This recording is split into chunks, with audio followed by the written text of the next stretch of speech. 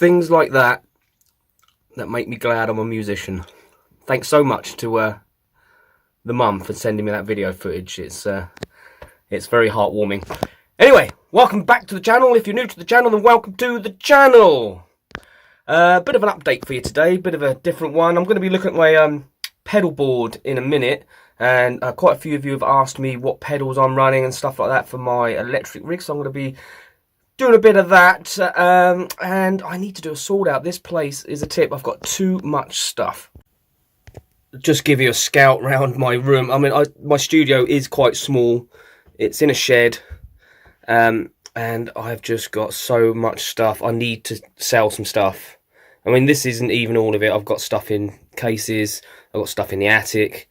I've got stuff in the house. So I do need to get rid of some stuff. I need to get rid of some amps. I've got too many amps. I'm just fixing this monitor system here I'm going to be selling. And yeah, so, pardon me, I don't have an awful lot of space, and I do need to get rid of some stuff as I'm making these videos and I'm making guitars and things like that. I'm just accumulating more and more gear. This one is sold now. Bob Marley is going. The young man that's bought it is just waiting to be paid so he can pay me. But that's fine. It's always a very hard decision when it comes to selling gear. I know as a professional I only need a couple of guitars, 2 acoustics and 2 electrics and a couple of amps is all I need. I don't need 17 guitars, blah blah blah. And then when I look at them and I think, well, I could get rid of that. I haven't used that one in a year. That's been in the attic for 2 years.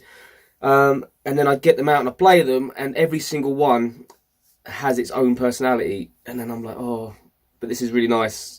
And then I pick up the next one, it's like, oh, but this is really nice as well. So I have to be firm, and I have to go, okay, I'm not using that. I haven't used it in a long time.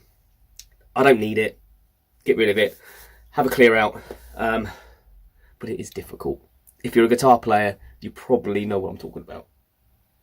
Also, quite a few of you have asked about the HB35 refinish. It is still ongoing. You can check out the progress on it so far by watching these videos.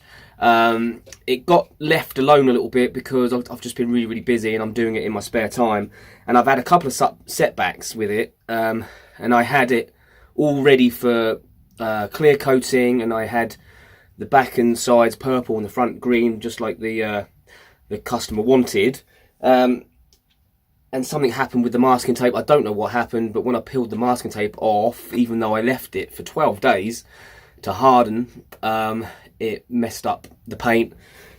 So I've had to sand it all back again and redo it. But now I've gone for a burst rather than just the green on the front and the purple on the side. So it was just easier to do it that way, and it kind of naturally happened when I started spraying in the sides again after sanding it all back. And it kind of happened, and I was like, actually, that looks quite nice. So I just carried it on round and sprayed a burst into it. So we've got a green-purple burst now. I will do some updates on that, so there'll be a video coming very soon. It's at that stage of polishing it all and clear coating it and polishing it and then building it, putting it all back together. It's gonna be good. Okay, folks, this is the pedal board I run, and I've been running this for forever. So basically, what you got is you got a Boss tuner running into a Jim Dunlop wah. That is then coming out and going into my Ibanez TS9. That is then going into my Biang X drive. That is then going into the Biang delay. That's coming out and going up to the Spark. This is by TC Electronics, very good. Which is a line booster. That is then travelling to the noise reducer, and that's the out. So the in is in the tuner, and the out comes out the noise reducer there. I use the noise reducer when there's like ground problems and stuff at gigs. Sometimes you get that hum and it just takes that away. That's quite a cool thing to have on there. The only thing that's missing that I have a space for up here is a reverb pedal, so I will be getting a reverb pedal at some point. At the moment I don't run reverb. I don't have reverb on my amps either. So it can be a little dry sometimes. That's a pretty standard way to set up a pedal board. If you're curious on how to set up a pedal board with separates, you want to be putting your wah at the front. You don't want to put your wah after your distortion and you don't want to put your delay and effects before your distortion, if that makes sense, because you don't want to wah the clean signal. You don't want to, sorry, distort the clean signal before the wah. You want to have a wired clean signal, and then you distort that signal, and then your delay comes at the end. It always comes at the end, or your delay or your reverbs and stuff like that, because that just colours the whole sound to your liking, whatever you like. I use the line booster not because of volume, but just because it just adds a little bit more breakup on the valves. I use a valve amp. A 5-watt valve head is my go-to. I have an 18 and I have a 30 as well. And I just have that on, just not up high, just enough to. It just gives that little bit of breakup on the valves. It's nice thing to have. It doesn't really add much to the volume, to be fair, because of the headroom of the amp. The Ibanez TS9, this one I use as a booster. My main tube, sorry, easy for you to say. My main tube screamer is the Bayang TS9, and that's a great pedal. It's just literally a clone of the Ibanez, but it's a little bit more aggressive, which I like. And then I use that as the main tube screamer, distortion sound, whatever you want. And the Ibanez I use as a boost, and I have the gain, quite low. So if I'm in a solo, the song's heavy and it's pumping, I just want to just have that little more. Just go to number 11. It takes you there. So that's really cool. Not an expensive pedal board at all. The most expensive thing on there is probably the Ibanez TS9. I think they're just over £100. I'm not sure, but the rest of the pedals, the Bayang stuff, they're all like 40 quid each. I'm not sure on the wah. I think they're about 80. The Behringer or Behringer, whatever you want to call it, they're very cheap. Their pedals are very cheap, very good. So yeah, the whole board is probably under, I would say, under 300, 350 quid. That's it.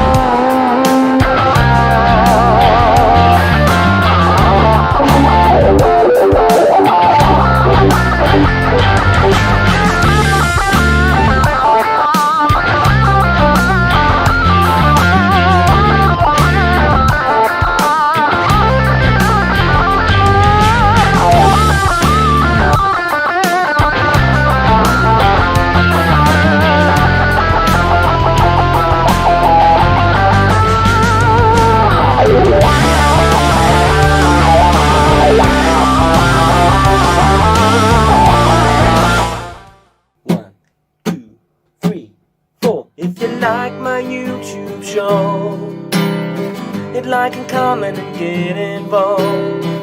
If you dig my vibe, then hit subscribe and never miss an episode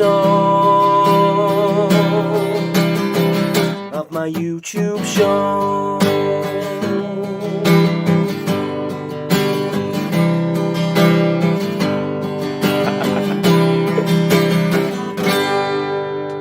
Peace. Till next time.